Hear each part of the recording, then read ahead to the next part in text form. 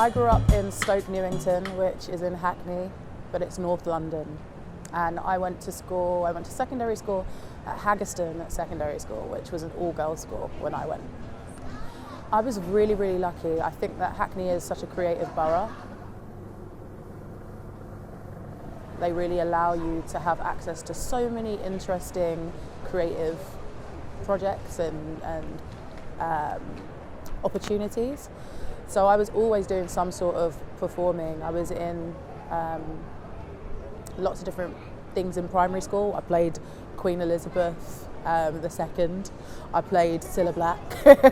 And just really interesting and wild and funny things like that. And then when I went to secondary school, I chose my secondary school because of how creative they were and how they did their theatrical productions. So I remember being in like year 6 or year 5 and going to see a version of Macbeth which was all female and like had these girls in army fatigues, and Lady Macbeth was in this massive dress that was made completely out of army fatigues, and they all had bantu knots in their hair, and like it was just really, really stylized, and I was like, I want to do that. I think I draw inspiration from a lot of different places, and so for me, in terms of actresses and performers and things like that, I was really inspired by people like Whoopi Goldberg when I was little, because she did such a variety of things, and they always had some sort of obviously comedic element, but you got to see her actually in quite a wide range of roles. You're in danger. Now you can't just blurt it out like that, and quit moving around, will you? Because you're starting to make me dizzy. I'll just tell her in my own way. I promise you, until you do right by me, everything you think about is gonna crumble.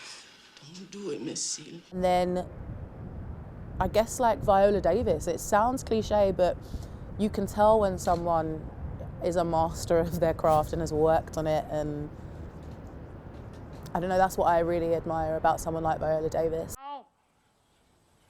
It's not easy for me to admit that I've been standing in the same place for 18 years. Well, I've been standing with you. I've been right here with you, Troy. I'm really lucky. I think that the work that I'm offered and the roles that I go for, they line up pretty much. I'm quite lucky in that respect. I go for a lot of theatre, but recently I've been going for a bit more television and things like that, which is really interesting and something that I'm definitely interested in kind of exploring more. Your eyes. Are you in love with me? Please. They're misty. Have you been drinking? I have more of my experience in theatre, but I would say in terms of the differences between film, television and theatre are kind of, it's like an equaliser board. So with your acting craft, I feel like theatre gives you the basics, the things that like everyone needs to know before you can even think of going to do film and TV and things like that.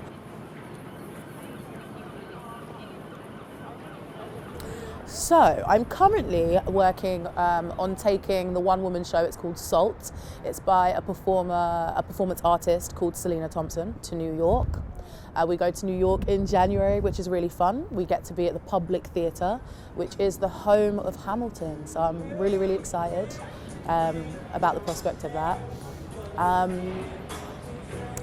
So yeah, we're taking that in January. So I've been in rehearsals for that. I've got a couple workshops and things that I'm taking part of, and a couple hopefully exciting things to come in the new year.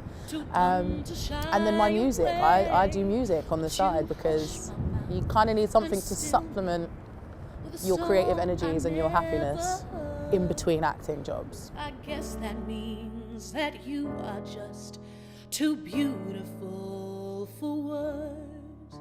I've seen this life from high and low and all that's in between.